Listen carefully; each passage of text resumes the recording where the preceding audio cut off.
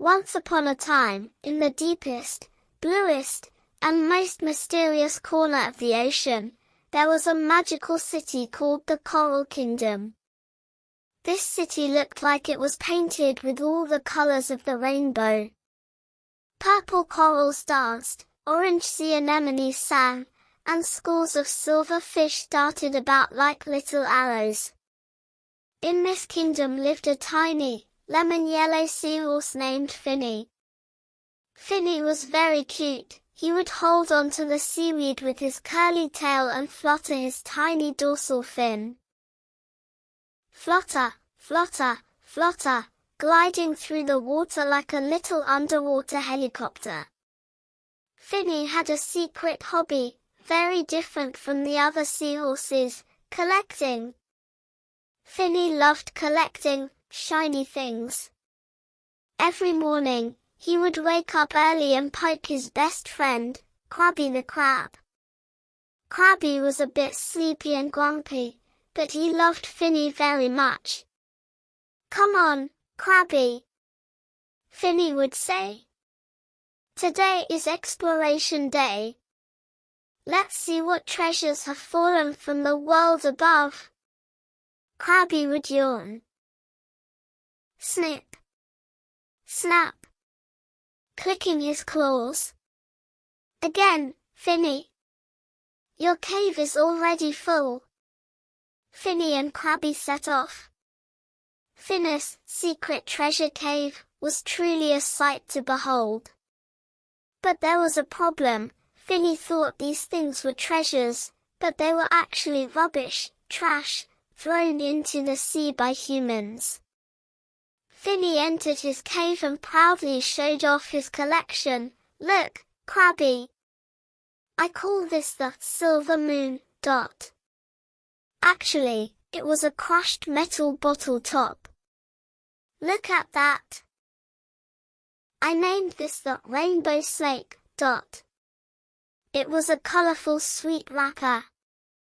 "And the most precious one, the transparent jellyfish."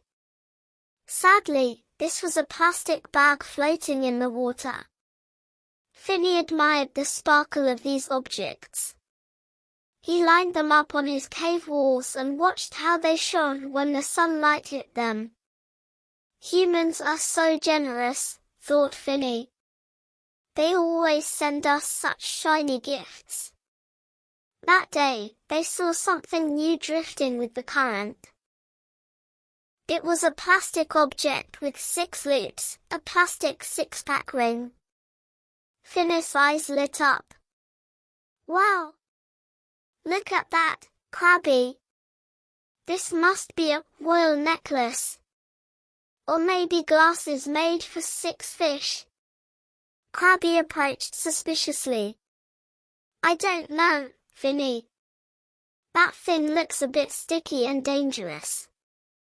I think we shouldn't touch it." But Finny was too excited. "Don't be silly, Crabby. I will put this in the very best spot of my collection."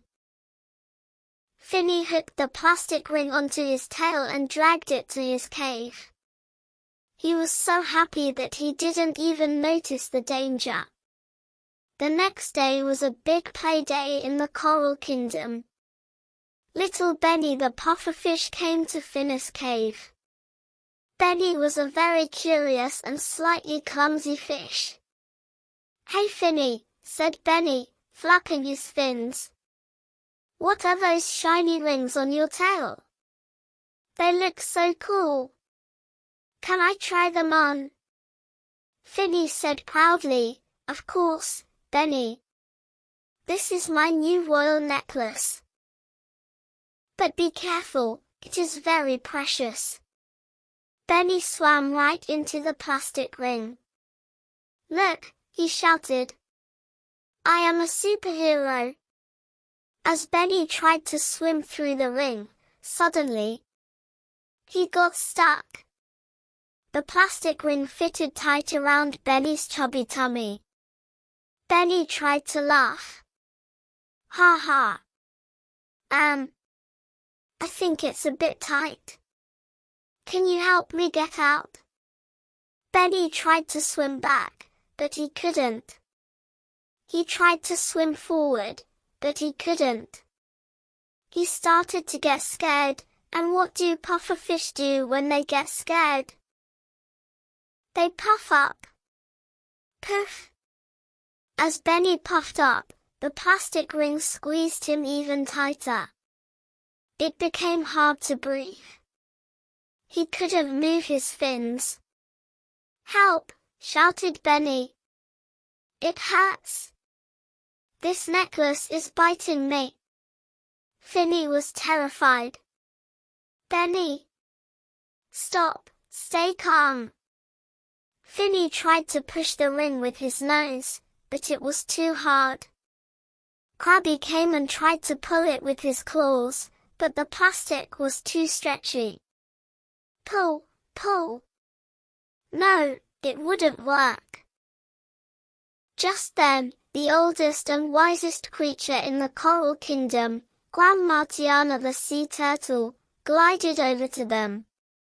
Tiana was 100 years old and knew every secret of the ocean.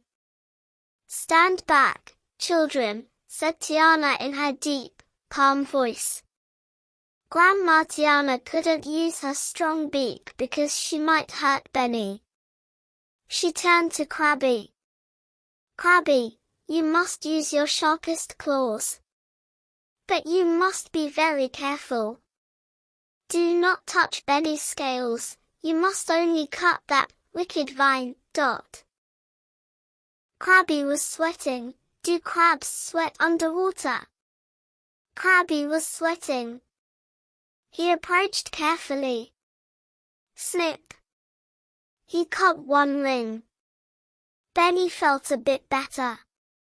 Snip! Another one. And the last one. Snip! Benny was free. He took a deep breath and deflated back to his normal size. Oh! Thank you, Crabby. Thank you, Grandma Tiana. Then he turned to Finny. Your treasure nearly swallowed me up, Finny. Finny was very sad. He hung his head. I am sorry, Benny. I thought it was a beautiful gift. Grandma Tiana swam up to Finny and put a flipper on his shoulder. Little Finny, she said. It is not your fault. But there is something you must learn. Those things you collect in your cave. They are not treasure. They are human rubbish. Finny was surprised. Rubbish. But they sparkle. Tiana shook her head. Not everything that glitters is gold, my dear. That thing you call a silver moon is sharp metal, it cuts fish fins. That bag you call a transparent jellyfish. If turtles like me eat it thinking it is food, it gives us a tummy ache and makes us ill. And those rings, well, you saw what happened to Benny. Finny looked at his cave. Those shiny things didn't look beautiful anymore. They were dangerous traps. They were covering the coral and stopping the seaweed from breathing. The kingdom was actually turning into a rubbish tip, and Finny was helping it happen. The cheerful yellow color inside Finny faded a little with sadness. I didn't know. What should I do now? Shall I throw them all back? Tiana smiled. No, if you throw them back, the current will take them to other friends. What you must do is fix the mistake and protect the kingdom. A new light appeared in Finny's eyes. This sparkle didn't come from the rubbish, but from the determination inside him. You are right, Grandma, said Finny. I collected it, so I will clean it up. But I can't do it alone. Finny immediately made a plan. He gathered his friends. Crabby, Benny, Octavia the octopus, and Bella the graceful angelfish. Finny stood on a rock. "Friends," he called out. "Until today, I thought those shiny things were treasure. But they are rubbish that pollutes our home. Benny got hurt today. Tomorrow, a plastic bag might catch Bella's beautiful tail. We must clean our home. Will you join me?" Octavia raised all 8 arms at once. "I'm in. I can pick up 8 pieces of rubbish at the same time." Crabby clicked his claws. "I'm in too. I will cut anything that needs cutting," Benny said, "and I can squeeze into small places and push the rubbish out." And so, the Ocean Guardians team was born. Work began. It turned into a game that was more fun than they expected. Octavia the octopus used her long arms to collect plastic bottles from between the rocks. Crabby cleaned up fishing nets tangled in the coral by cutting them, snip, snip. Benny pushed batteries and lids out of small holes with his nose. Bella found the sand with her graceful fins to reveal buried rubbish. Finny organized everyone. They put the collected rubbish into a special net at the edge of the great current that Grandma Tiana had shown them. This net was a clean-up net, left hanging from above by kind humans who wanted to clean the sea. They worked for days. The rainbow snake, sweet wrapper, was gone. The silver moon, bottle top, was gone. And those dangerous plastic rings were gone. When the last piece of rubbish was put into the big net, everyone was tired but very happy. Finny looked around. Something incredible had happened. When the rubbish was gone, the real colors of the coral kingdom had appeared. The corals glowed a more vibrant purple. The white sands on the seafloor sparkled like diamonds in the sunlight. The water was so clear that they could see hundreds of meters up. Grandma Tiana came to them. "Look," she said. "This is the real treasure. A clean home, healthy friends, and nature's own colors." Just then, a shadow appeared from the surface of the water above. A human, a diver, swam down. The diver saw the huge net filled by the ocean guardians. He smiled in surprise behind his mask.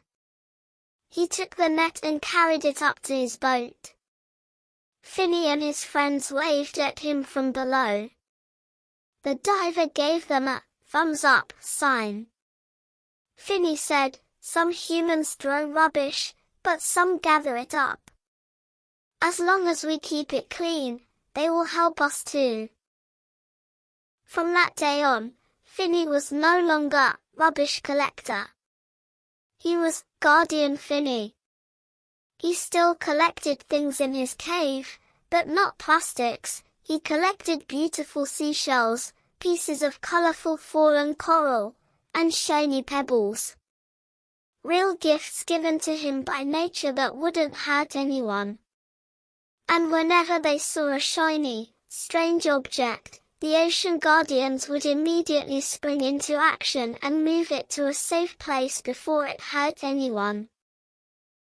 When Finny the Seahorse lay down on his bed, a soft sponge bed, he listened to the sound of the clean ocean.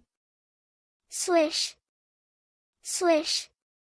He now knew that the greatest treasure wasn't shiny plastic, but the deep blue, squeaky clean ocean where he could swim freely.